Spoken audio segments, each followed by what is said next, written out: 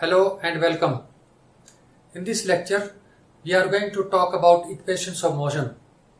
आप सभी का स्वागत है। इस लेक्चर में हम इक्वेशंस ऑफ मोशन के बारे में बात करेंगे। देखिए, जैसा कि आपको पता है, इक्वेशन एक अलजेब्रिक एक्सप्रेशन है जिसमें कि आप दो वैल्यूज को इक्वेट करते हो with the help of a sign of equality. ठीक है, जैसे कहते हैं x plus y whole square is equal to x square plus y square plus 2xy। तो क्या गया, इक्वेशन बन गई वो। ठीक है, यानी कि लेफ्ट हैंड की जो वैल्यूज अगर जो वेरिएबल्स की पुट कर देंगे तो राइट साइड में जो भी वैल्यूज हैं उनकी कैलकुलेटेड वैल्यू होगी, both of them agree with each other. ठीक है, तो इक्वालिटी में क्या होगा कि जब आपने एक साइड की वैल्यूज पुट कर दी तो दूसरे के साथ में वो, यानी कि उनका एक जो रिलेशन है वो ट्रू साबित होएगा हमेशा। ठीक है, सो इस केस में क्या है कि हमने जो बात करनी इक्वेशन ऑफ मोशन की, नॉर्मली मोशन को एक्सप्रेस करने के लिए तीन इक्वेशंस का हम यूज करते हैं। वो तीन इक्वेशंस कौन कौन सी है?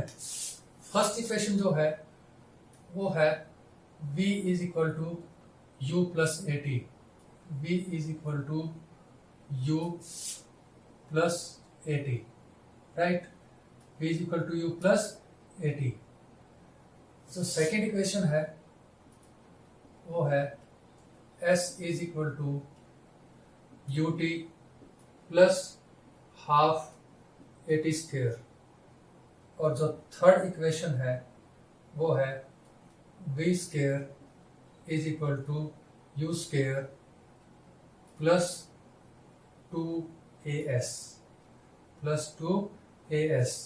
और sometimes it is also written as, sometimes इसे लिख देते हैं v square minus u square is equal to 2as, यानी कि किसी तरीके से आप इनको रिप्रेजेंट कर सकते हैं। लेकिन स्टैंडर्ड फॉर्म है v is equal to u plus a t, second s is equal to u t plus half a t square और third v square is equal to u square plus 2as। इनके अंदर जो हमने symbols use किए हैं, symbols या कहो variables, ठीक है, वो कौन कौन से हैं? u है, u stands for initial velocity, यानी कि पहले से ऑब्जेक्ट या तो मूव कर रहा है या वो शुरू करता है मूव करना। तो शुरुआत में जो उसकी, जब आपने कैलकुलेशंस जिस हिसाब से करनी है, एक गिवन पॉइंट ऑफ टाइम के ऊपर शुरुआत में उसकी कितनी वेलोसिटी है उसको बोलते हैं इनिशियल वेलोसिटी। ठीक है, कुछ टाइम लैप्स होने के बाद, यानी कि after passage of some time जो उसकी वेलोसिटी बाद में होगी उसको हम बोलते हैं final velocity, represented by small b। ठीक है, t stands for time interval, कितना टाइम लिया है। स्मॉल a जो है ये सिंबल है एक्सीलरेशन का, और कैपिटल S सिंबलाइजेस डिस्प्लेसमेंट। यानी कि ये यहाँ पे देखिए 5 वेरिएबल्स हैं जिनको आप इक्वेशंस में यूज करते हैं। अब देखिए, ये जो इक्वेशंस है या कहो कि रिलेशंस हैं, क्या है? ये रिलेशंस है आपस में। इन अलग अलग ये जो भी क्वांटिटीज हैं, इन क्वांटिटीज को एक्सप्रेस करने के लिए ये तीन रिलेशंस हैं। ठीक है, सो मोशन की जब हम बात करते हैं, ये तीनों इक्वेशन मोशन है, इन तीनों को हम अलग अलग नाम भी देते हैं। ठीक है, जो फर्स्ट वाला जो रिलेशन है इसे हम कई बार वेलोसिटी टाइम रिलेशन भी कहते हैं। क्या कहते हैं? It is also known as velocity time relation, right? Velocity time relation या कहो इक्वेशन। ओके, क्योंकि इसमें जो डिपेंडेंस है, डिपेंडेंस इन टर्म्स के ऊपर आपस में ऊपर किस किस की डिपेंडेंस है? वेलोसिटी की और टाइम की। इसे जो सेकंड इक्वेशन ऑफ मोशन है, it is also known as displacement time relation, displacement time relation. Okay, right? और जो थर्ड इक्वेशन है, it is also known as displacement velocity relation, displacement velocity relation.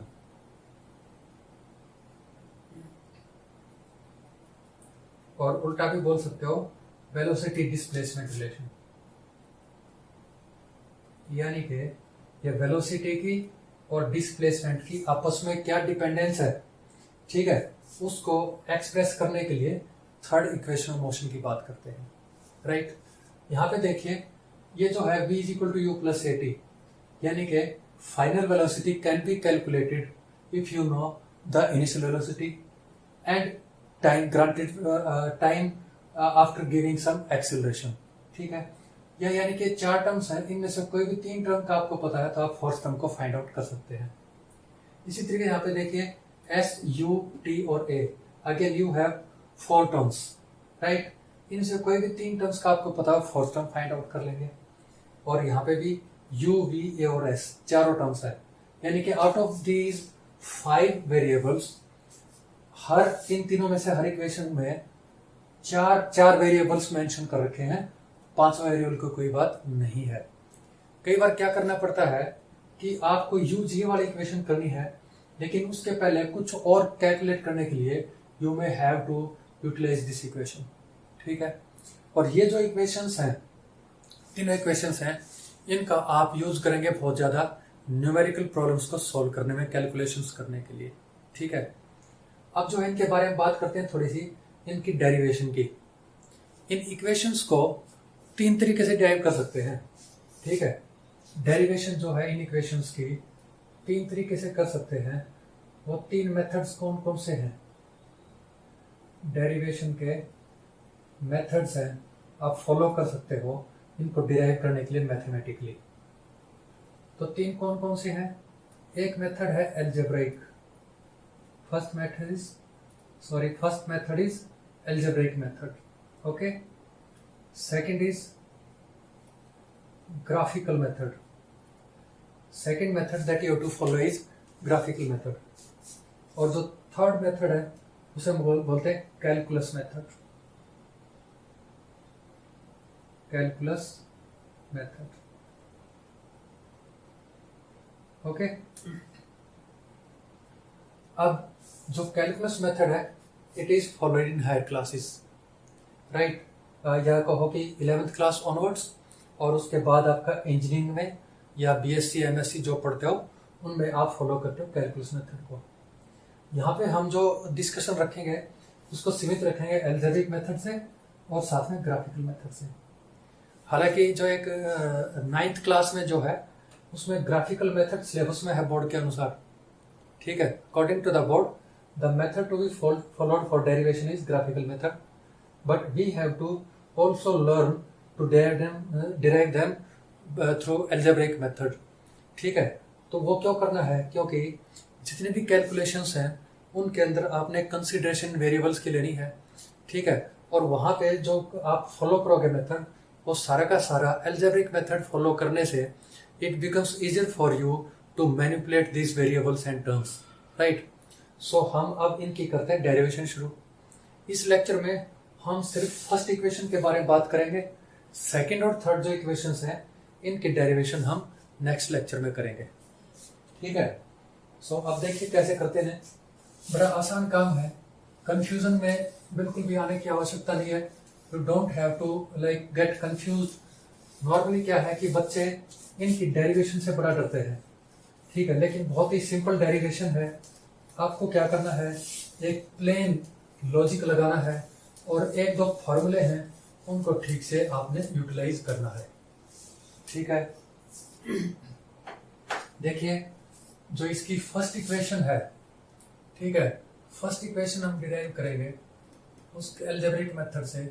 तो उसका क्या तरीका है? बड़ा सिंपल है। As you all know, acceleration is the rate of change of velocity. Acceleration is the rate of change of velocity. तो उसे आप कैसे लिखते हो? Acceleration is represented as change in velocity, change in velocity divided by time taken. Okay, ठीक है। अब देखिए, पहले कोई भी ऑब्जेक्ट मूव कर रहा था किसी वेलोसिटी से, इनिशियल वेलोसिटी, टाइम टी के लिए उसे एक्सेलरेशन दिया आपने, ठीक है। उसके बाद उसकी फाइनल वेलोसिटी कुछ भी उसने अटेन कर ली, तो एक्सेलरेशन कितना आया वो इस फार्मूले से आप प्रेजेंट करते हैं, ठीक है। ओके, तो यानी कि आप इस एक्सेलरेशन को लिख सकते हो final velocity minus initial velocity, right, divided by time taken. Okay, time taken. ठीक है, अब जरा आगे चलते हैं. इनको हम सब्स्टिट्यूट कर देते हैं इनके वेरिएबल से. तो लेट्स से एक्सेलरेशन का क्या सिंबल है भाई, ए है.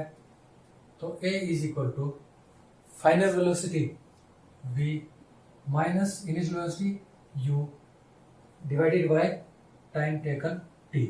अब देखिए ये जो टाइम इंटरवल है, यानी कि मैं कह सकता हूं t2 माइनस t1, यानी कि जो t1 जो है फर्स्ट इंस्टेंस ऑफ टाइम था, यानी कि इनिशियल वेलोसिटी जो थी हमने मेजर की जिस टाइम पे इसकी रिकॉर्ड की, उस टाइम पे टाइम t1 था. और मान लिया 5 सेकंड के बाद आपने दोबारा से उसकी वेलोसिटी को चेक किया, ठीक है, तो उस टाइम पे टाइम t2 हो गया. तो t2 minus t1 is 5 seconds. और टाइम इंटरवल का जो सिंबल है हम t यूज करते हैं, स्मॉल t, राइट. तो v minus u upon t. अब बड़ा आसान काम है, आप क्रॉस मल्टीप्लाई कीजिए, ठीक है. तो क्या होगा, a into t is equal to v minus u, और यू कैन राइट, u को इस साइड लेके आएंगे तो क्या होगा, u is equal u plus a t is equal to v. ठीक है, और हम इसे ये भी लिख सकते हैं v is equal to u plus a t. बड़ा आसान काम था. This is your first equation of motion. This is your first equation of motion, जिसको कि आप वेलोसिटी टाइम रिलेशन भी कहते हैं. क्या कहते हैं, वेलोसिटी टाइम रिलेशन. अब देखिए यहां से क्या क्या बातें सामने आती है. जैसे आपने देखा था कि भाई v is equal to u plus a t, ये तो रिलेशन हो गया. यहाँ पे क्या था, v minus u is equal to a t था. देखिए v minus u is equal to a t. अब a का तो हमने देख ही लिया. अगर आपने t निकालना है तो क्या करोगे, a को इस साइड लाके आप डिवाइड कर देंगे a से. v minus u upon a is equal to t. अब एक छोटा सा हमें क्या करना है, मैंने बताया कि कई बार आपको इनको आपस में इंटरचेंज करके दूसरी टर्म्स में इनको एक्सप्रेस करना पड़ेगा. ठीक है, ये इसलिए मैंने यहाँ पे लिखा है क्योंकि जब आप सेकंड और थर्ड इक्वेशंस ऑफ मोशन उनको डिराइव करोगे एल्जेब्रिक मेथड से, तो आपको एक तो रिक्वायरमेंट पड़ेगी इस रिलेशन की और दूसरी इसकी. ठीक है, तो इनको क्या होता है कि भी मैनिपुलेट करना आना चाहिए. जब भी आप लोग न्यूमेरिकल प्रॉब्लम्स को सॉल्व करना चाहोगे तो उस टाइम पे ये सारे के सारे एक्सप्रेशंस यानी कि इंटरचेंज करने आने आपको जरूरी है. ठीक है, सो एक बार फिर बताता हूँ. बड़ा सिंपल सा ये एक्सप्रेशन था, डेरिवेशन था कि acceleration is change in velocity per unit time, यानी कि change in velocity divided by time taken. Then you this replace change in velocity with final velocity minus initial velocity divided by time taken. So इनके symbols क्या थे, acceleration का small a है, final velocity का small v है, initial velocity small u, time taken और interval is small t. तो a is equal to v minus u upon T. यहाँ पे हमने क्या कर दिया, क्रॉस मल्टीप्लाई कर दिया. ठीक है, तो a t is equal to v minus u. अब देखिए u को साइड चेंज करा दिया हमने, तो क्या होगा, u plus a t is equal to v और v is equal to u plus a t. Right, और दूसरा यहाँ पे थोड़ा सा काम क्या किया हमने कि भाई v माइनस यू अपॉन ए कर दिया इज इक्वल टू टी.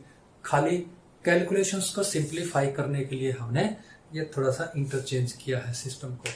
ठीक है, क्योंकि जब सेकंड और थर्ड इक्वेशंस आप डिराइव करोगे उसमें शुरुआत में कुछ तो कॉमन चीजें हैं, उसके बाद क्या करना पड़ेगा, सब्स्टिट्यूशन करना पड़ेगा. एक जगह आप सब्स्टिट्यूट करोगे v is equal to u plus a t, और दूसरी जगह आप सब्स्टिट्यूट करोगे v minus u upon a is equal to t. ठीक है, मेरे ख्याल से आपको ये अच्छे से समझ में आ गया है और इसे अपने माइंड में रखना है.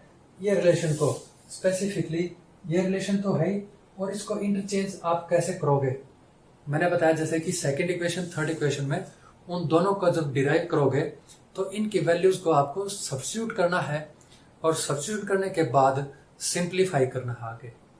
ठीक है, सो इस लेक्चर को हम यहीं पे कंप्लीट करते हैं, फिनिश करते हैं। एंड नेक्स्ट लेक्चर में we shall derive second equation of motion, second equation of motion and third equation of motion. ठीक है, और अभी कौन सा मेथड है? Algebraic method. उसके बाद हम इनको डिराइव करेंगे ग्राफिकल मेथड से। ठीक है, तो तब तक के लिए आप इसे रिवाइज करें और अपने ध्यान में पक्के से बिठा लें कि ये जो एक तो जो वेरिएबल्स यूज किए हमने, कौन कौन सी टर्म किसके लिए स्टैंड करती है, और दूसरी बात है ये इक्वेशन का जो एक तरीके से जो फॉर्मूला बन गया या को एक्सेलरेशन का फार्मूला है, या ये इक्वेशन होगी v = u + at। इसे जरा अपने माइंड में सेट कर लें। Till then bye.